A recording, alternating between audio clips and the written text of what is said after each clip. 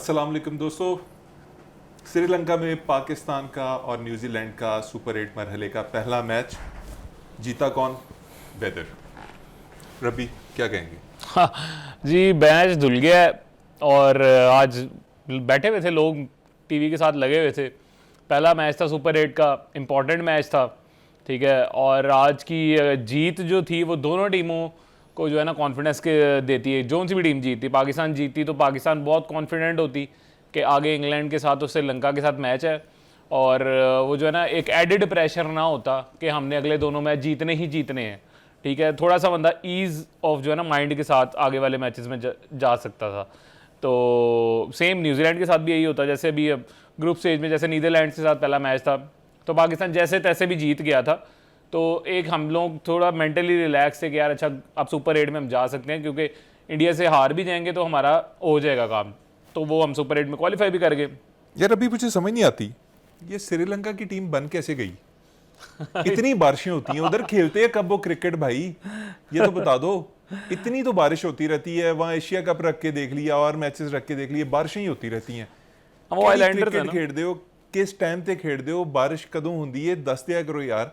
पाकिस्तान का इतना important match था, लेकिन मेरे ख्याल में पाकिस्तान और न्यूजीलैंड दोनों को एक एक मौका है को ज़्यादा, इसलिए कि पाकिस्तान के लिए ये मैच इंतहाई इंपॉर्टेंट था। पाकिस्तान ने आज जो चेंजेस की अपने प्लेइंग साइड के अंदर, उसको डिस्कस कर लेते हैं और फिर देखते हैं कि पाकिस्तान को इसको 0 पॉइंट्स कंसिडर करने चाहिए या इसको 2 पॉइंट्स कंसिडर करने चाहिए। क्योंकि फ़खर को आज एंटर किया गया था, पाकिस्तान ने अपना एक पत्ता फेंक दिया और पत्ता दिखा दिया, तो वो पत्ता अब आगे प्ले कर सकता है पाकिस्तान दोबारा, या पाकिस्तान कोई और नई हिकमत अमली अपनाएगा। रबी, फ़खर की इंक्लूजन कैसी लगी? फ़खर देखें अली भाई, मैं तो समझता हूँ फ़खर के ना इन्होंने ले तो आए हैं, लेकिन ना वो ये हमारी टीम ना अभी उस तरह से काम कर रही है। अच्छा चल ये नहीं चल रहा, 2-4 मैच खिला दिए वापस उसको ले आओ, वो नहीं चल रहा, 2-4 मैच खिला दिए वापस फिर उसी को घुमा के ले आओ। तो अभी इस तरह से चल रहा है। ऐसे कुछ नहीं हो रहा कि जो उनसा बंदा रिप्लेस कर रहा है वो कुछ अच्छा उसने पीछे से कर दिया है कि जिसकी वजह से आपने उसको रिप्लेस कर दिया। ऑब्वियसली ये स्क्वाड में थे फ़खर जमान 15 में, तो अब क्योंकि बाबर इतना गंदा परफॉर्म कर रहे थे तो ऐसे लोग कह रहे थे कि जी फ़खर को रिप्लेस कर दो, 4 नंबर पे उसको ले आओ, बाबर को ड्रॉप कर दो। लेकिन बाबर को उन्होंने रखा, ख्वाजा नाफे को एक मैच खिलाया और अब फिर रिप्लेस कर दिया। उस बंदे के किया गया। हाँ, वो एक नया लड़का, उस लड़के का कॉन्फिडेंस क्या रह जाएगा कि वो एक मैच खेला है, 5 स्कोर किया उसने 4-5 बॉलों पे, और उसके बाद वो अपने अगले मैच में उसको बाहर कर दिया है। जबकि बाबर आजम अभी तक टीम के अंदर हैं। वो जो कोच है, कोच माइक हेसन है, उन्होंने प्रेस कॉन्फ्रेंस की है और जो बातें की हैं प्रेस कॉन्फ्रेंस में, यार अली भाई मुझे तो एक बात ये समझ नहीं आई कि दुनिया में कौन सा ऐसा कोच है जो अपने प्लेयर की मीडिया पे सामने बैठ के जो है ना वीकनेसेस बता रहा है। उनसे क्वेश्चन हुआ कि जी आप बाबर को आप किस रोल में देखते हैं? उन्होंने कहा जी बाबर जो है वो उसको इवॉल्व करना पड़ेगा, Babar is not fit for the top 3 positions, हम उसको नीचे कहीं एडजस्ट करने की कोशिश कर रहे हैं, उसे इवॉल्व करना है वरना वो आउट हो जाएगा। इस किस्म की बातें की, पता नहीं क्या खा के आते हैं, कौन इनको सजेस्ट करता है। मतलब मीडिया तो उस पर तो मुझे तो मीडिया हैंडलिंग तो मुझे ये हैरत हुई है। उनसे क्वेश्चन हुआ है कि जी आप इसको ऊपर नहीं खिला रहे, उन्होंने कहा जी 100 से कम स्ट्राइक रेट है तो हम ऊपर नहीं खिला सकते। फिर ने कहा आपने उस पर चौथे नंबर पे क्यों नहीं भेजा आपने उस दिन बाबर को? उन्होंने कहा जी लेफ्ट आर्म बॉलर बॉल कर रहा था और लेफ्ट आर्म स्पिनर बॉल कर रहा था और बॉल बहुत ज़्यादा टर्न हो रहा था, ठीक है। आपने एक प्लेयर को इंडक्ट किया हुआ है जिसका कोच खुद कह रहा है कि हम उसको ओपनर नहीं भेज सकते, वीकनेस है हाँ, उसकी। कि जी उसका वो स्ट्राइक रेट कम है 100 से भी। चौथे नंबर पे क्यों नहीं भेजा? क्योंकि आप जो है वो लेफ्ट आर्म बॉलर बॉल कर रहा था तो बॉल स्विंग हो रहा था तो इस वजह से नहीं भेजा। मतलब यार फिर क्या वो कोई गली मोहल्ले का प्लेयर है कि आपने उसको टीम में रखा हुआ है? अच्छा, अगर इतनी वीकनेसेस हैं, पहली तो बात है आपने दुनिया के सामने बताने की क्या जरूरत है यार। अगर आपको इतना प्रॉब्लम है उससे तो आप उसको ड्रॉप कर दो, ठीक है। आप वो इंटरनेशनल मीडिया के सामने आके, वर्ल्ड कप जैसे इवेंट में आके आप अपने प्लेयर को जो है इस तरह से उसके बारे में बात कर रहे हैं। अच्छा, मैं एक आपको बात बताता हूँ। आज फाफ डु प्लेसी जो हैं साउथ अफ्रीका के एक्स प्लेयर, उन्होंने क्रिक इन्फो के ऊपर बैठ के एक बात की अपने सेशन के अंदर, और वो ये कह रहे हैं कि जो माइक हेसन की इस वक्त एक स्ट्रेटजी है वो मुझे ठीक लग रही है। और वो ठीक इसको इसलिए कह रहे हैं कि बाबर आजम का उनका कहना था कि एक आलमी लेवल के एक बेहतरीन खिलाड़ी हैं, लेकिन वो इवॉल्व नहीं हुए T20 की क्रिकेट में, और जो उनका ओपनिंग और वन डाउन का रोल था उसके अंदर उनका जो स्ट्राइक रेट है, जो 120 130 के 28 के आसपास करीब है, है। इसके मतलब 130 से नीचे नीचे है, वो फिट नहीं बैठ रहा था। तो माइक हैसन ने उनके लिए जो स्ट्रेटजी अपनाई है वो ये है कि 2 डाउन की जो पोजीशन है चौथे नंबर की, उसके अंदर पिच जो है स्पिनर्स आ जाते हैं, पिच ज़्यादा प्ले करना शुरू कर देती है, लोगों को बॉल की समझ आ जाती है, बॉलर्स को दूसरी टीम अपनी जो है वहाँ पे स्कोर रोकने की कोशिश करती है। तो उस कंडीशन के अंदर बाबर अगर 130 की रफ्तार से भी यानी स्ट्राइक रेट से भी खेलते हैं तो वो एक हेल्पिंग हैंड गेम के अंदर ऐड कर सकते हैं। ये फाफ डू प्लेसी का कहना था, इससे आपका या मेरा एग्री होना ज़रूरी नहीं, लेकिन वो बाबर को ना तो किसी तरह से डाउन प्ले कर रहे थे, बल्कि वो माइक हैसन की स्ट्रेटजी को मेरे ख्याल में कह रहे थे कि ठीक है। तो दुनिया मुख्तलिफ अंदाज में लेती है। जो डुप्लेसी हैं वो ख़ुद बड़े तेज़ स्ट्राइक रेट के प्लेयर रहे हैं अपने दौर के अंदर, वो मेरे ख्याल में बाबर के साथ किसी तरह से अगर हम उनको कंपेयर भी नहीं कर सकते, उन दोनों का स्टाइल बिल्कुल मुख्तलिफ है, दोनों के रोल्स खासे मुख्तलिफ हैं, लेकिन अगर उन्होंने कहा है तो चलें हम इसको एक मान लेते हैं बात को। लेकिन अगर देखें ना अली भाई, अगर अब कोच आपका कह रहा है प्रेस कॉन्फ्रेंस में बैठ के कि यार हमने उसको रोल दिया हुआ है, ठीक है, रोल दिया हुआ है, वो कह रहे हैं रोल दिया हुआ है आपने कि जी आपने इनिंग्स जब कोलैप्स होना है तो अब बाबर जो है वो इनिंग्स को संभालेगा, ठीक है। अब एक ये रोल उसको आपने अगर डिफाइन करके दे दिया तो फिर इंडिया के अगेंस्ट क्या हुआ था जिस दिन? अब आपको अगर आपने एक प्लेयर को रोयल असाइन कर दिए, आप उसको किंग करते हैं, तो फिर तो उस दिन तो कंडीशंस भी बाबर के वाली थी ना, बाबर की जो है टेलर मेड कंडीशंस थी उस दिन। मेरे ख्याल में हम तो इंडिया के मैच को अगर भूल ही जाए ना अपनी जिंदगी से, हम निकाल देते हैं। इंडिया और पाकिस्तान का मैच हुआ ही नहीं जी, वो पाकिस्तान ने समझें कि पाकिस्तान ने बायकॉट ही किया था, पाकिस्तान ने वो मैच खेला ही नहीं। पिछले 3 साल की इनिंग्स बाबर की निकाल के देखें ना, उसके अंदर भी यही है कि बाबर कहीं फिट नहीं हो पा रहे, किसी नंबर पे नहीं फिट, और वो जिस भी जहां वो परफॉर्म कर भी रहे हैं, मतलब उनकी जो 50 है पिछले 3 साल में, तो उनकी मैक्सिमम जो अचीवमेंट है वो 50s की सूरत में है ना। तो 50 भी जो है उनकी कोई बहुत ज़्यादा हेल्पिंग हैंड साबित नहीं हुई टीम के लिए। उनसे तेज खेलने वाले आए और चले गए, बहुत तेज खेलने वाले आए। हसन नवाज जो है, हसन नवाज एक नाम था जिसे ओपनर कंसिडर किया जा रहा था, लेकिन उसे ओपनिंग नहीं मिली और वो बचा आया और वो आके चला गया, और वो अब कहीं कभी ILT खेल रहा है, कभी क्या खेल रहा है, कभी क्या खेल रहा है। तो असल में जो नज़ला गिरा है इस पूरे इंडिया वाले सिनेरियो में, जो एक ही कंपेटिटिव मैच था पाकिस्तान का, वो गिरा है शाहीन के ऊपर, ठीक है, और राइटली गिरा है। लेकिन बाकी लोग कहाँ गए भाई? शादाब को आप अभी तक हीरो बनाने की कोशिश कर रहे हैं, वो सबको नजर आ रहा है। पाकिस्तानी टीम की जो मैनेजमेंट जिस तरह से उसको आगे भेज रही है, जिस तरह बचा बचा के उसके सेफ ओवर्स करवाए जा रहे हैं, वो सबको नजर आ रहा है। उसकी जगह कोई भी हो, अबरार को भी आप वो वाले चांसेस देंगे तो वो परफॉर्म करता रहेगा। आप इस तरह सलमान अली आगा की ओवर करवाना शुरू कर दें, वो भी कर लेगा। अब आप फखर को खिलाएं बैटिंग रोल में, उसके ओवर करवा दें। फखर ओवर करते हैं ना, ये तो हम सबको पता है कि फखर भी बॉलिंग कर लेते हैं। तो आप फखर को भी उन जगहों पे जहां पे दूसरी टीम बिल्कुल नीचे लगी होती है, वहां पे आप ओवर करवाएं, मेरे ख्याल में फखर भी परफॉर्म कर जाएंगे। लेकिन आज का मैच इंपॉर्टेंट इसलिए था पाकिस्तान के लिए कि हमें अपनी स्ट्रेटजी पता चल जाती। मैं ये समझता हूँ रबी कि आज पाकिस्तान को अपने ड्रेसिंग रूम में जाना चाहिए और वहाँ उन्हें ये फैसला कर लेना चाहिए कि आज हम जीते नहीं हैं, आज बराबर नहीं हुआ, आज हमने ये कंसिडर करना है कि हम हारे हैं, और अगले दोनों मैच हमारी ज़िंदगी और मौत का मसला है। हमने अगर वर्ल्ड कप की ट्रॉफी को करीब से देखना है तो ये दोनों मैच हमने जीतने हैं। इंग्लैंड वाला मैच हम इजी नहीं ले सकते, जो इस वक्त हम तसव्वुर कर रहे हैं कि इंग्लैंड का मैच आसान होगा, मेरे ख्याल में आसान नहीं समझना चाहिए उसको। वो ऐसी टीम है कि उनका एक प्लेयर किसी वक्त भी चल गया ना, हैरी ब्रूक चल गया अगर, तो क्या बिल्कुल भी बदल जाएगी सारी। तो हमें अपने पत्ते शो किए बगैर जाना है।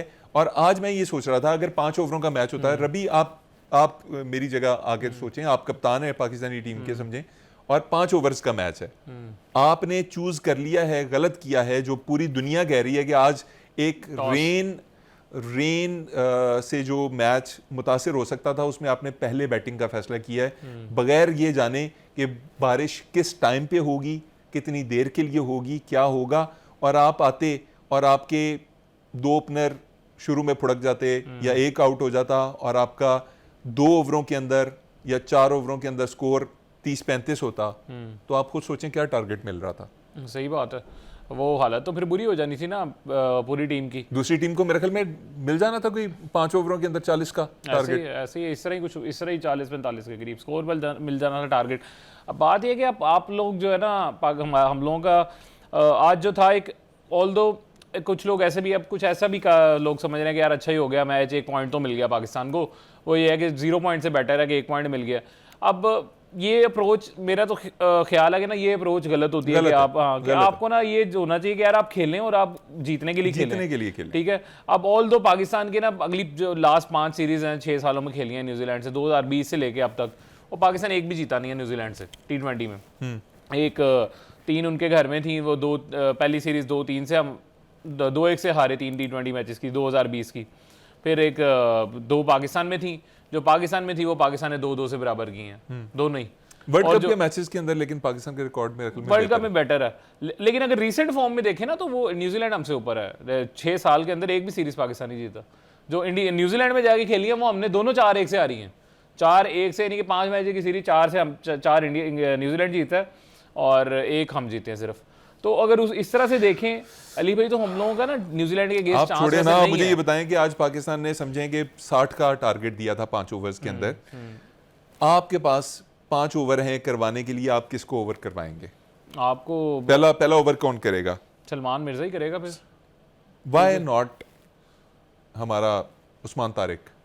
देखिए अगर वही बात है, बारिश हुई है, बारिश होगी, अब आपको कितना का आप जो है स्पिन बॉलर पे डिपेंड करेंगे। उस्मान का जो पॉज है वो कितना हेल्पफुल साबित हो सकता है? वो तो देखिए बात है कि आप अगर पहले ओवर में ही आप स्पिन से करवा दें आफ्टर रेन, ओवरकास्ट कंडीशंस हैं, ओवरकास्ट कंडीशंस में तो आपको फास्ट बॉलर ही लगाना पड़ेगा ना। फास्ट बॉलर लगाएं ताकि वो बॉलर को, फास्ट बॉलर को सीम मिलता है, स्विंग मिलता है ओवरकास्ट कंडीशंस में। दोस्तों आप भी नीचे लिख सकते हैं अपने कमेंट्स के अंदर कि अगर पाकिस्तान आज 5 ओवरों के अंदर 60 का टारगेट डिफेंड कर रहा होता तो आप पाकिस्तान के किस बॉलर को किस तरह से यूटिलाइज करते और किस को कौन सा ओवर देते? ज़रा एक सिचुएशन पता चलती है। लोग क्रिकेट को आप शायद हमसे बेहतर समझते हैं, डेफिनेटली समझते भी होंगे। तो किस तरह से आप पाकिस्तानी टीम के जो बॉलर्स हैं उनको खिलाते? अपनी राय का इजहार कीजिए, हम तो करते रहेंगे गुफ्तगू। दूसरी तरफ इजहार अफसोस कर रहे हैं लोग न्यूजीलैंड के साथ, कुछ वो कह रहे हैं कि जी न्यूजीलैंड के जो आगे मैचेस हैं ना वो इसी ग्राउंड के अंदर है। हाँ। जो बाकी 2 मैचेस हैं तो उनको वॉशआउट्स का खतरा ज़्यादा है। तो एक बड़ी टीम जो बड़े आराम से सेमीफाइनल में जा सकती थी वो फंस जाएगी। ऐसे ही है हम लोगों का। तो पाकिस्तान के अगले दोनों मैचेस में वो कैंडी में हाँ कैंडी में है, तो वहाँ पे रेन का इतना ज़्यादा अभी चांसेस नहीं है कोलंबो में, क्योंकि वो बारिश ज़्यादा हो रही है और मुसलसल हो रही है, काफ़ी दिनों से तो होती जा रही है, तो वहाँ पे ज़रा ज़्यादा न्यूजीलैंड को प्रॉब्लम हो सकता है। अब बात यह है कि अली भाई हम लोग हमारे जो आगे 2 मैचेस हैं ना, हमारे पास अब मार्जिन नहीं है कि हम इंग्लैंड से हार जाएँ या श्रीलंका से हार जाएँ। अगर हम कोई एक भी मैच अब हार जाते हैं ना, तो हम लोगों का जो आगे जाने के चांसेस हैं वो बहुत ही इफ्स एंड बट्स में चले जाएंगे। दुआएं और ये वो, अगर मगर कुदरत का निजाम, ये धुल जाए वो पाकिस्तानी ये सोच रहे हैं कि हमने 32 रोजे रखने हैं, 2 नवाफिल के रखने हैं, वो इस किस्म के काम वाले शुरू हो जाएंगे, जो मेरे ख्याल में बड़ी ही मीडियोकर किस्म की अप्रोच है क्रिकेट के अंदर कि आपको या ऑल इन आउट होना है या ऑल आउट होना है। आपको ये 5 मैचेस जो मिले हैं आपने ये सोच के खेलने हैं कि ये 5 के 5 जीतने हैं फाइनल तक। सही बात है। इसके अलावा कोई चारा नहीं है, क्योंकि जो खच मारनी थी, जो गंद करना था, वो इंडिया वाले मैच में हमने कर लिया है। इसके बाद there is no turning back. कोई हाफ अप्रोच, कोई ये नहीं कि वो जी उनके साथ मैच है, वो फलां इतने स्कोर करेंगे, ये होगा। इफ्स एंड बट्स के अंदर जो है ना, हमने अपने कितने ही कंपटीशन हाफ बेक्ड छोड़ दिए, आधी आधी ख्वाहिशें रह गई। कई दफ़ा अफगानिस्तान के मैच के ऊपर उम्मीद लगा के बैठ गए यार कि ये जीतें या हारें। तो यार अब अली भाई, लेकिन एक चीज़ मुझे जो है ना समझ ये भी नहीं आ रही है कि अब आज की जो टीम सिलेक्शन हमारी, अभी आज भी हमने एक ही फास्ट बॉलर खिलाया, ठीक है। अब आज भी नहीं थे, उस्मान तारिक थे।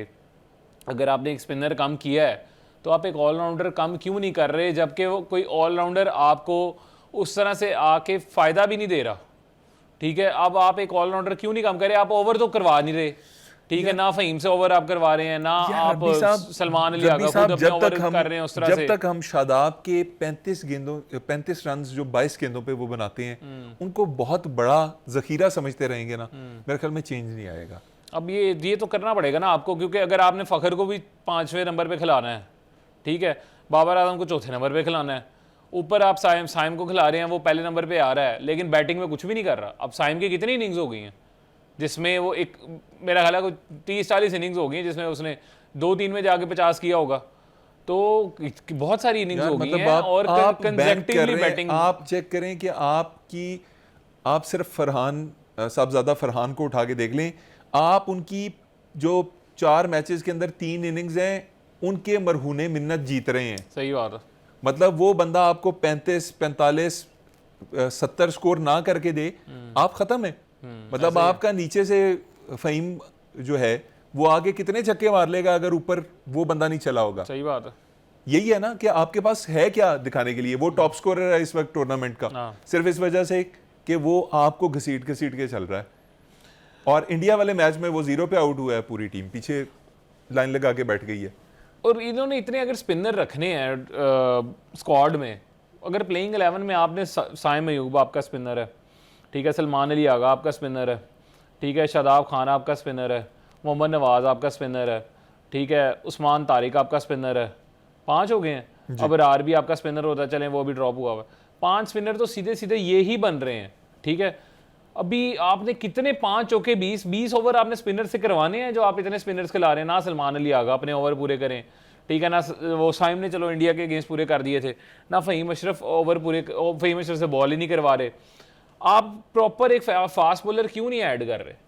किसी एक को छोड़ के आप एक प्रॉपर फास्ट बॉलर क्यों नहीं ऐड कर रहे? ये लेना पड़ेगा ना, ये डिसीजन लेना पड़ेगा आपको। जो आपका साइम है उसको बॉलिंग रोल देना पड़ेगा। फिर आप नहीं कर सकते कि किसी मैच के अंदर सिर्फ उसका 1 ओवर करवाएं और किसी में 3 करवाएं, फिर आप उसके 4 ओवर करवाएं। वो मुस्तनिद बॉलर बन गया है।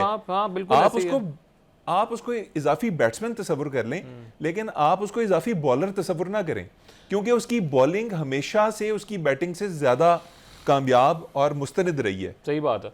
और अब मसला ये है कि आज आके ना अली भाई हम लोगों का जो कम्बिनेशन का प्रॉब्लम है ना, वो बड़ा ही आज वाला भी कम्बिनेशन है जो है ना, वो अब क्यों इतने क्वेश्चंस उठ रहे हैं कम्बिनेशन पे? हमारे सारे तो ओपनर खेल रहे हैं, साहिबजादा ओपनर है, साइम अयूब ओपनर है, बाबर आजम ओपनर है, फखर जमान ओपनर है।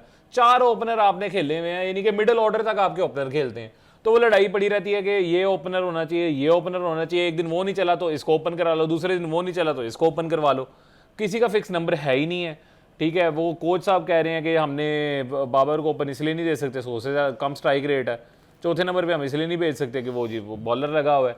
तो कौन ओपन करेगा? कोई फिक्स नंबर पूछना चाहिए ना, टीम मैनेजमेंट को पूछना चाहिए, ये बोर्ड को पूछना चाहिए कि पिछले 1 साल से आप क्या कर रहे थे, आपने क्या सीख किया है। आपकी ये जो हाई परफॉर्मेंस और फलां परफॉर्मेंस और ये आकिब जावेद जो ढूंढने निकले हुए हैं और फलां चीज़ें, और फिर मैं वही बात करूंगा कि आप 6 स्पिनर्स कभी कभी खिला लेते हैं, वर्ल्ड रिकॉर्ड बना देते हैं 6 स्पिनर्स खिलाने का। स्पिनर्स का कोच कहाँ पे है? कौन है? सकलैन मुश्ताक अहमद, ये लोग कहाँ हैं? वहीं बाहर से ले आए यार, कोई मुरलीधरन को ले आए अगर आपको लगता है कि वो, लेकिन कोई लेके तो आए, कोई एक स्ट्रेटेजी तो सेट करें ताकि जिस दिन आपके 3 स्पिनर्स लेग पे गेंद करवा रहे हों उस मैच में, जो सारा विकेट टू विकेट वाला मैच है, तो कोई पूछने वाला तो हो गया भाई तेरा खेलना बनता है इस मौके पे। सही बात है। अब अगला मैच हमारा अली भाई इंग्लैंड के साथ है। आपको क्या लगता है कि टीम कॉम्बिनेशन हमारा इंग्लैंड के साथ क्या होना चाहिए? यार इंग्लैंड के साथ देखें, इधर हमें मुझे इंग्लैंड के साथ आपको स्पिनर्स ही इसी तरह जाना चाहिए या आपको 2 फास्ट बॉलर्स के साथ जाना चाहिए? ठीक है यार, मुझे लगता है जैसे इंग्लैंड की ना स्पिन प्लेइंग कैपेसिटी जो है ना, शायद न्यूजीलैंड से थोड़ी बेहतर ही है। अच्छा, लेकिन न्यूजीलैंड तो अली भाई पीछे देखें इतना अच्छा खेलता हुआ आ रहा है। मैं पता क्यों कह रहा हूँ, क्योंकि अपार्ट फ्रॉम सेंटनर इंग्लैंड ने बहुत से पाकिस्तानी निजात, इंडियन निजात जो है ना बॉलर्स को खेला हुआ है। आदिल रशीद हो गए, इस किस्म के लोग हो गए, वहाँ पे और बच्चे भी आए हैं इस ओरिजिन के। तो ये मुझे ये लगता है जैसे वो ज़्यादा spin friendly from their perspective, हमारे नहीं। मुझे ये लगता है कि हमें एक बैटिंग हैवी साइड के साथ जाना चाहिए और अपने 2 फास्ट बॉलर्स को खिलाना चाहिए। 2 फास्ट बॉलर्स को खिलाना चाहिए, यानी कि नसीम शाह और आप कह रहे हैं सलमान मिर्जा को मेरे ख्याल में इंडक्ट करना चाहिए। और फिर ड्रॉप किसे करें? ड्रॉप आप मेरे ख्याल में इसमें फ़हीम को कर सकते हैं। फ़हीम अशरफ को आप ड्रॉप करना चाहते, हाँ कि ठीक है ना, फिर नहीं कि आप ये कह रहे हैं कि हम लोग अगर बॉलिंग अपनी बैटिंग यही रह जाएगी, एक आपका ऑलराउंडर कम हो जाएगा और एक फास्ट बॉलर ऐड हो जाएगा इसमें, मुझे ये लगता है। ठीक है, सही है। अब एक चीज़ है कि अगर हम लोगों के ना अली भाई, एक तो ये भी चीज़ है ना, हम लोगों के गिवर बहुत ज़्यादा है। वो कहते हैं कि जी कुछ लोग गिवर होते हैं, तो हमारे यहाँ तो पूरी टीम गिवर है।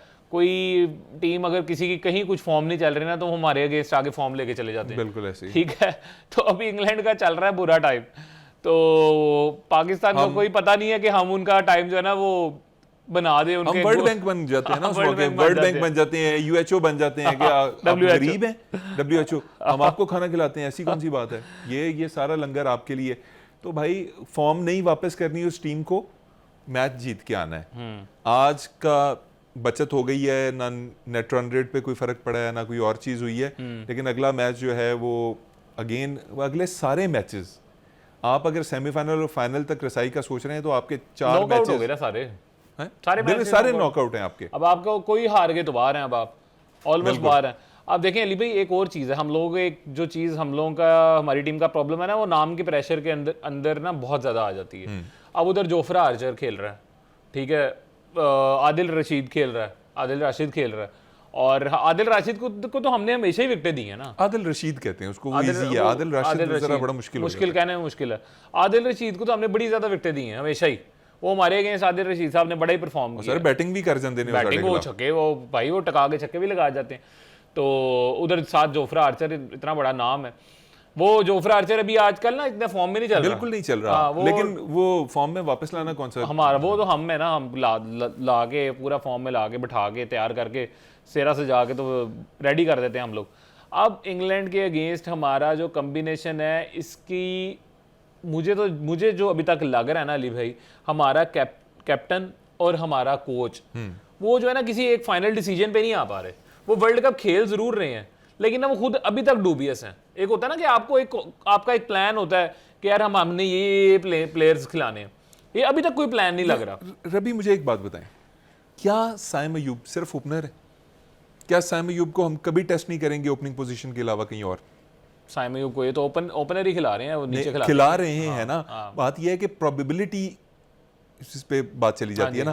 अगर आप फखर आपने हर जगह लगाई हुई है, तो एक दिन लाएं फखर को ऊपर किसी ऐसे मैच के अंदर जिसके अंदर हमारे पास चांस था, हम पॉइंट लूज कर सकते थे। इंडिया के मैच में, किसी और मैच में आप फखर और साहबजादा फरहान को लेके आते, आप राइट हैंड लेफ्ट हैंड छोड़ें, सारी दुनिया छोड़ें, इंडिया 6 अगर लेफ्ट हैंडर्स के साथ खेल सकती है ना, तो ये सारे हमारे जहन के खराफात हैं कि जी 2 लेफ्ट हैंड, ये वो आमिर सोहेल और उसके दौर से चला हुआ हमारा सईद अनवर के। आप खिलाएं यार उसको, 6 नंबर पे खिला दें साइम को, आपका 0 ही है ना, एक और 0 ऐड कर लें, लेकिन आप खिला के तो देखें। मतलब आपको उन ओवर्स के अंदर भी तो पिंच हिटिंग की जरूरत होती है।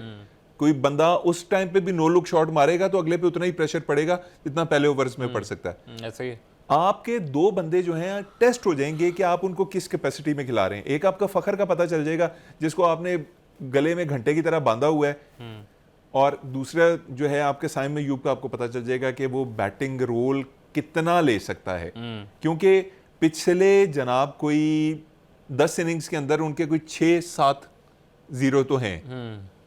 मैं एशिया, हाँ जी, एशिया कप के अंदर 4-5 डाल लें, तो ये तो आप बिल्कुल सही कह रहे हैं। फिर ये ड्रॉप भी किया जा सकता है, ऐसा थोड़ी है कि आपने साइम अयूब को खिलाना ही खिलाना है। वो हमारा स्पेशलिस्ट बॉलर तो नहीं है ना, ठीक है। आपका स्पेशलिस्ट बॉलर तो स्पिन बॉलर उस्मान तारिक है, या शादाब खान है, या मोहम्मद नवाज है। 3 बॉलर्स आपके ये हैं जो स्पिन बॉलर्स, प्रॉपर बॉलर हैं। शादाब को तो ना, नहीं, मैं कह रहा हूँ कि आपने देखे शादाब को रखा हुआ है ना, रखा हुआ है, और एक प्रॉपर बॉलर तो फिर शादाब को ड्रॉप कर देना। शादाब को ड्रॉप पता नहीं क्यों नहीं कर रहे, वो तो बात है। ड्रॉप शादाब के तो अगेंस्ट दुनिया घूम रही है ना, के अगेंस्ट नहीं, के गिर्द। हाँ, कि भाईजान ये तबाह हो जाएगा, ये तबाह हो जाएगा, मार्स तबाह हो जाएगा, प्लूटो तबाह हो जाएगा, ये दरमियान में शादाब जो लाल रंग का सूरज है ना, ये दमकता रहेगा।